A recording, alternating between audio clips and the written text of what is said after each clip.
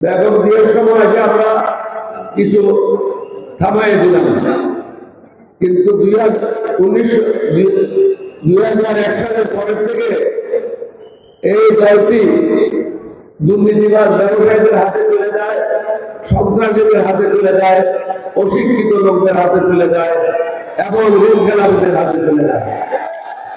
এটার আমি প্রতিবাদ করেছিলাম, কিন্তু আমার কথা শুনে নাই। তখন আমি চিন্তা করলাম, আমার কথা যখন শুনে নাই আমাকে বিদায় দিতে হবে।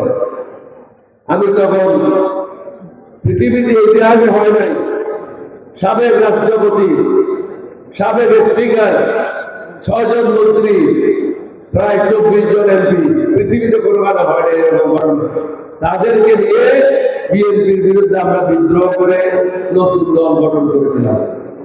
যে দলটা জনগণ প্রত্যাখ্যান করেছে, একটা হলো আওয়ামী লীগ আর একটা হলো বিএনপি। এটা প্রত্যাখ্যাত জনগণ। যে দলের নেতা বলে আমি দেশে যাবো কিনা, এটা আমার উপর নির্ভর করে না, এটা নির্ভর করে অন্য বিষয়ের উপরে।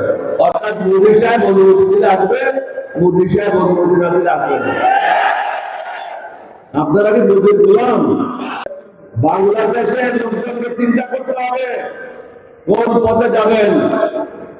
মোদীর গোলামি করবেন না বাংলাদেশের জনগণের গোলামি করবেন, এটা চিন্তা করতে হবে।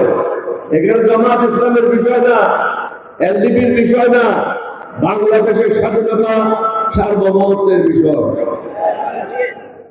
এই প্রথমবার আমরা সুযোগ পেয়েছি। আমিও জামাতে যোগ দিই নাই, জামাত এলডিপিতে যোগ দেয় নাই।